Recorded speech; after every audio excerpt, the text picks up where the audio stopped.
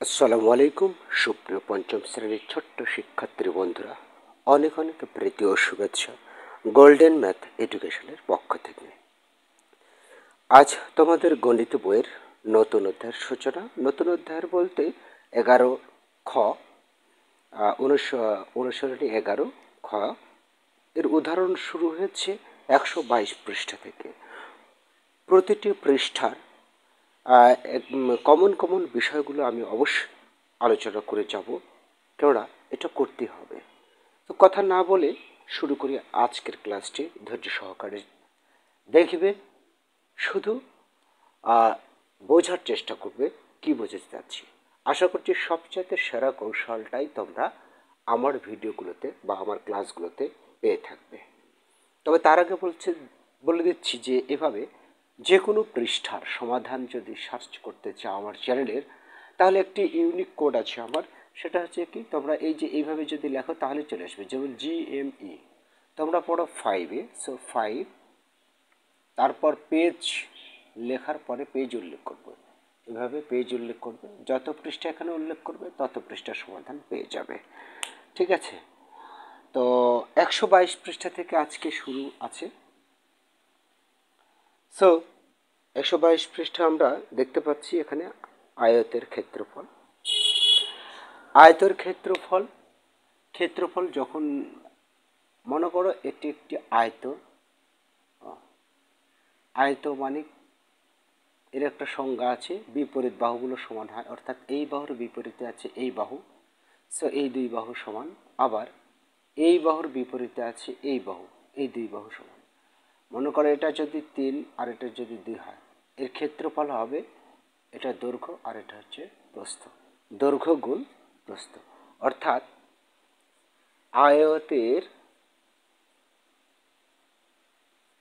ক্ষেত্রফল সমান দৈর্ঘ্য গুণ প্রস্থ। ওকে, আচ্ছা, এটা হচ্ছে আয়তের ক্ষেত্রফলের সূত্র।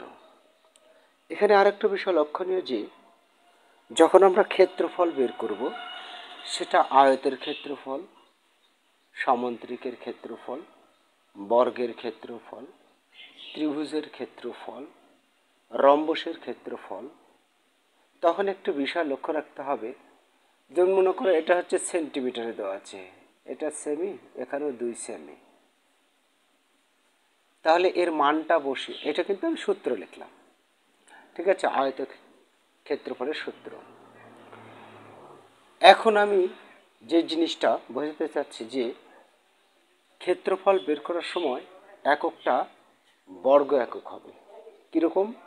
যেমন দৈর্ঘ্য আছে কত, 3 সেন্টিমিটার, ঠিক আছে, 3 সেমি, গুণ প্রস্থ আছে কত, 2 সেমি। এই যে সেমি সেমি গুণ হচ্ছে, এই কারণে 3 দুগুণ 6 বর্গ সেমি হবে। ঠিক আছে, বর্গ সেন্টিমিটার। ওকে, অনুরূপভাবে মিটারে মিটারে গুণ করলে হবে বর্গ মিটার। এই জন্য বললাম যে এককগুলো বর্গ এককে লিখতে হবে। ঠিক আছে, এরপরে 123 পৃষ্ঠা, 123 পৃষ্ঠা যা বলেছে এখানে তেমন সেখানে দুটো শূন্যস্থান আছে, খালি ঘর। সেটা হচ্ছে যে 1 হেক্টর, 1 নম্বরে রয়েছে 1 হেক্টর সমান একটি ফাঁকা ঘর রয়ে এখানে আছে কি 1 হেক্টর সমান কত অ্যাওয়ার। 1 হেক্টর সমান 100 অ্যাওয়ার। তারপর 2 নম্বরে আছে তোমার 1 বর্গ কিলোমিটার, 1 বর্গ কিলোমিটার, ফাঁকা ঘর আছে কত হেক্টর, কত হেক্টর, 100 হেক্টর। ঠিক আছে, খুব একটা কঠিন বিষয় নয়। 1 হেক্টর সমান 100 অ্যাওয়ার। আবার 1 বর্গ কিলোমিটারে 100 হেক্টর, 100 হেক্টর, তাহলে 1 হেক্টরে যদি 100 অ্যাওয়ার হয়, তাহলে 100 হেক্টরে কত অ্যাওয়ার, বুঝতে পারছো? এখানে 100 দিয়ে 100 দ্বারা গুণ করলে এই 100 হেক্টর বাইরে যাচ্ছে। অর্থাৎ 1 বর্গ কিলোমিটারে কত অ্যাওর হচ্ছে সেটাও কিন্তু আমরা এখান থেকে পেয়ে যাচ্ছি। হ্যাঁ, আমার কথা মনে হয় ক্লিয়ার, বুঝতে পারোনি? যারা বুঝনি তাদের জন্য আরও একবার আমি এখানে বলতে চাচ্ছি যে 1 বর্গ কিলোমিটার সমান কত অ্যাওর, কত অ্যাওর। তো আমরা কিন্তু এখান থেকে লিখতে পারি, যেমন 1 বর্গ কিলোমিটারে 100 অ্যাওর। এখানে আবার বলল 1 হেক্টরে 100 অ্যাওর। তো এই 1 হেক্টর 100 অ্যাওর, তাই না? 1 হেক্টর সমান 100 অ্যাওর। আচ্ছা লিখে দিই, তাহলে 100 হেক্টর সমান অবশ্যই 100 দ্বারা 100কে গুণ হচ্ছে, তাহলে কত হচ্ছে? 1 লিখে 4টা 0 অ্যাওর। তার মানে কি এটা নয় যে এই 100 হেক্টরে যদি এই এত অ্যাওর হয়, 100 হেক্টরে এত অ্যাওর, তো 100 হেক্টর মানে কি 1 বর্গ কিলোমিটার, তাই না? তো এত অ্যাওর, একক দশক শতক হাজার অযুত, এই 10,000 অ্যাওর সমানই কিন্তু 1 বর্গ কিলোমিটার। তার মানে এই 1 বর্গ কিলোমিটার 10,000 অ্যাওর। ওকে, আচ্ছা এবারে তোমরা স্ক্রিনে লক্ষ্য করছো ডান পাশের এল আকৃতির ক্ষেত্রফল কত বর্গ মিটার। অর্থাৎ এল আকৃতি যে দেওয়া আছে তার কিন্তু দৈর্ঘ্য প্রস্থ এখানে উল্লেখ করা আছে, 3 মিটার, 2.5 মিটার, 5 মিটার, 6 মিটার, এগুলো দেওয়া আছে। যেহেতু এককগুলো দেওয়া আছে, আরেকটা প্রশ্ন কতভাবে হিসাব করা যায় তা নিয়ে সহপাঠীদের সাথে আলোচনা করি। অর্থাৎ এই আকৃতিটার, তোমরা যে স্ক্রিনে যেটা লক্ষ্য করছো, এই আকৃতিটার কতভাবে হিসাব করা যায় তার সবগুলো হিসাব আমরা সহপাঠীদের সাথে আলোচনা করি, না করে আমি একাই করি, তোমরা শুধু শোনো, তাহলে সহপাঠীদের সাথে আলোচনা করতে পারবে। ওকে ফাইন, একটু লক্ষ্য করে দেখো, আমিও আকৃতিটা বোর্ডে এঁকে নিয়েছি। সো আমি প্রথম অবস্থায় যদি এই যে এই বাহুটাকে এই পর্যন্ত বাড়িয়ে দিই, বর্ধিত করি, তাহলে দেখো এইখানে একটা আয়ত হচ্ছে, আবার এইখানে একটা আয়ত হচ্ছে, তাই না? দুটা ক্ষেত্র পাওয়া গেল, এই একটা ক্ষেত্র আর এই একটা ক্ষেত্র। আমরা যদি এটাকে বাদ দিয়ে রাখি এই পর্যন্ত, তাহলে এই একটা ক্ষেত্র আসে, এই ক্ষেত্রের ক্ষেত্রফল কত বের করতে পারি? আমরা জানি যে আয়তের ক্ষেত্রফল দৈর্ঘ্য গুণ প্রস্থ, কিছুক্ষণ আগে যেটা বললাম দৈর্ঘ্য গুণ প্রস্থ। তো দৈর্ঘ্য কত আছে, দেওয়াই আছে, এই যে দেখো 5, সো 5 গুণ 2.5, তাই না? তো কত হচ্ছে, 5 দুগুণ 10, 12.5, 12.5 বর্গমি, অবশ্যই বর্গ মি। এইমাত্র যেগুলা আমি শিখালাম যে এককটা অবশ্যই বর্গ একক হবে, ক্ষেত্রফল যেহেতু বের করতে বলেছে।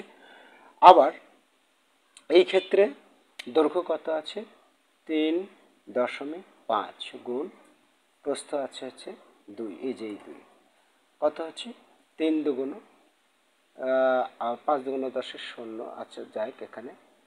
তারপর হচ্ছে যে তোমার 3 দুগুণ 6 রেখে 7, 7 হচ্ছে, তার মানে 12 আর 7 19, তাই না? অর্থাৎ 19, 19.5 বর্গমিটার। এখানে বর্গ মি লিখলে ঠিক আছে, বর্গ মি বর্গমিটার। অতএব আকৃতিটির ক্ষেত্রফল, অর্থাৎ এই আকৃতিটির ক্ষেত্রফল হচ্ছে তোমার, এই দুটো এখন যোগ করলে হয়ে যাচ্ছে 12.5 যোগ 7.0, না দিলেও হবে, এত বর্গ মি সমান কত হচ্ছে, 12 আর 7 19.5 বর্গ মি। ওকে, এর পরবর্তীতে আমরা আর কিভাবে নির্ণয় করতে পারি, তাই না? তো আমরা আর কিভাবে নির্ণয় করতে পারি একটু লক্ষ্য করে দেখো। আবার পূর্বের আকৃতি ফিরে গেলাম, তোমরা আরেকটা চিত্র এঁকে নেবে সাইডে আবার, ঠিক আছে? এরকম আরেকটি চিত্র সাইডে আঁকবে। কতভাবে নির্ণয় করবে যেহেতু দেখাতে বলেছে, সো এরকম আমি একটা আঁকলাম, এটা 1 নম্বর, তারপর আরেকটা চিত্র এই সাইডে আঁকবে, ঠিক আছে। আঁকার পর এটা আমরা এই যে এই বাহুটা এবার বর্ধিত করতে পারি এইভাবে এই পর্যন্ত। তাহলে এটা একটা আকৃতি হলো, এটা একটা আকৃতি হলো, তাই না? তাহলে এই আকৃতির ক্ষেত্রফল কত হলো? এর দৈর্ঘ্য দেওয়াই আছে, দেখো এই যে এটার দৈর্ঘ্য, এর বিপরীত বাহু যেহেতু এই যে এটা, সো এই দৈর্ঘ্য দেওয়াই আছে 6, আর 6 গুণ প্রস্থ তো 2 দেওয়াই আছে, 6 দুগুণ 12 বর্গমি। ওকে, আবার এটা লক্ষ্য করে দেখো, এটা লক্ষ্য করে দেখো, এখানে দৈর্ঘ্য দেওয়া আছে, এই যে দেখো এইটুকুর দৈর্ঘ্য দেওয়া আছে, এই যে এইটুকুর দৈর্ঘ্য দেওয়া আছে 3, তার মানে 3 গুণ এটার দৈর্ঘ্য প্রস্থ দেওয়া আছে 2.5, 3 দুগুণ 6, 7.5 বর্গ নেই, সব ক্ষেত্রে মিলে যাবে 7.5। তার মানে এইটার আবার ক্ষেত্রফল হচ্ছে একই, এই যে 12, আর এটা হচ্ছে 7.5 বর্গমি সমান, এটাই অ্যান্সার আসে, তাই না? আচ্ছা, এবার ভাবছো আর কি করে করা যায়, দেখি যাক আর কি করে করা যাচ্ছে। দুইভাবেই করলাম। এবার 3 নম্বর চিত্রটা আঁকবে তোমরা, হ্যাঁ, আরেকটি চিত্র আঁকবে। আঁকার পরে এবার কি করবে, এই পর্যন্ত এই যে এইটাও বাড়িয়ে দিবে, আবার এটাও বাড়িয়ে দিবে, তাহলে 3টা চিত্র হলো, তাই না? আচ্ছা, 3টা চিত্র হোক, তাতে সমস্যা নেই। এটার ক্ষেত্রফল কত, আমরা ফার্স্ট এটার ক্ষেত্রফল দেখব। এটার ক্ষেত্রফল আমরা এই মুহূর্তে বের করলাম, সেটা হচ্ছে 3 গুণ 2.5, 3 দুগুণ 6 অর্থাৎ 7.5 বর্গ মি। ওকে, এবার এটার ক্ষেত্রফল কত হচ্ছে দেখো, দেখো এটার বিপরীতেই এটা আছে, সো এটাও 2.5 গুণ, আর এইটুকু কত, এইটুকুর দৈর্ঘ্য দেখো এর বিপরীতে আছে এই যে এটা, তাহলে 2, এর বিপরীতে এটা আছে, সো এখানে 2, তার মানে 2 দুগুণ 4, 2 দুগুণ 4, 4 আর একে 5, তার মানে 5 বর্গমি। গুণ করে দেখবে 5 2 10 শূন্য হয়, শূন্য আসে, শূন্য কোনো দাম নেই। তারপরে দেখো এটা দৈর্ঘ্য হচ্ছে 3.5 গুণ এটার প্রস্থ 2, তার কত হচ্ছে এখানে আমরা দেখতে পাচ্ছি যে 5 2 10 শূন্য, অর্থাৎ শূন্য হচ্ছে, শূন্য দিলাম না, হাতের 1 থাকলো, 3 2 6 রেখে 7, কত কত হচ্ছে দেখো। এটা এই আকৃতিটির ক্ষেত্রফল আলাদা আলাদা করে লিখবে, 3বারই কিন্তু আলাদা আলাদা করেই লিখবে। এটাটা যে আরেকটা চিত্র আঁকাবে তার নিচে এটাই আবার লিখবে, এত যোগ 5 যোগ 7 বর্গ মি, ঠিক আছে। তাহলে এখানে কত হচ্ছে, 7 5 12, ওই একই বিষয়, 19.5 বর্গ মি, মিলে গেল। ওকে, আচ্ছা, এবারে স্ক্রিনে তোমরা লক্ষ্য করছো দুটো চিত্র, নিচের আকৃতিগুলোর ক্ষেত্রফল নির্ণয় করো। যে কোনো এক পদ্ধতিতে এগুলোর ক্ষেত্রফল নির্ণয় করলেই হবে। তো আমি প্রথমটা বোর্ডে উঠিয়ে নিয়েছি এবং কোনটার কতটুকু দৈর্ঘ্য সেটা দিয়ে দিয়েছি।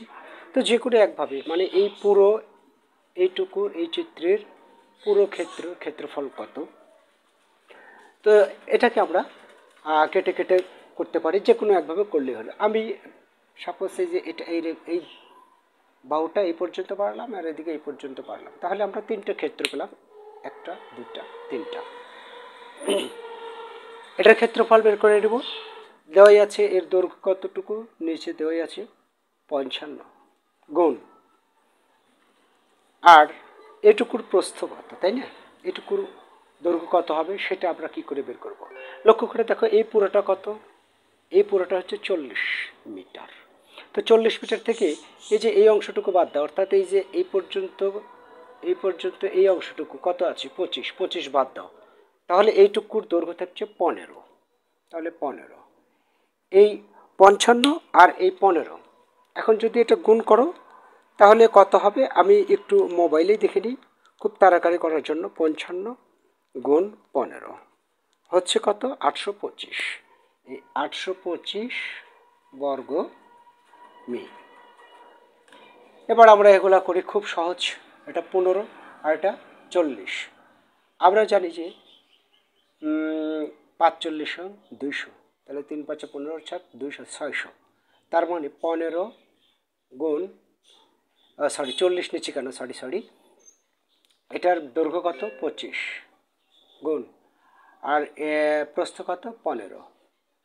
তাহলে 25 আর 15 গুণ করলে কত হচ্ছে, 25 গুণ 15 375, 375 বর্গ মি। ঠিক আছে, ভিতরে লিখতে হবে বর্গ মি। আচ্ছা, এরপরে এটা করি, এগুলো দেওয়া আছে, এটা 20 আর এটা কত বোঝাই যাচ্ছে, এটা হচ্ছে 25। তার মানে 25 গুণ 20 আর 5 20 100, তার মানে 500 বর্গ মি। তাহলে এটার ক্ষেত্রফল বের হলো, এটারও তিনটার। অতএব আকৃতিটির ক্ষেত্রফল হবে তোমার, সবগুলো এবার যোগ করলেই হয়ে যাবে, এত যোগ 500 যোগ 375 বর্গ মি, তাই না? যোগ করলে হয়ে যাবে যোগ তোমার দেখা যাচ্ছে 8 আর 5 13, 13 14 15 16, 16 25 75 1700 বর্গ মি। ওকে, এটার ক্ষেত্রফল হবে, এক পদ্ধতিতে করা হয়ে গেলেই হয়ে যাবে, বাস। ওকে, এবার 2 নম্বরটা আমরা দেখি।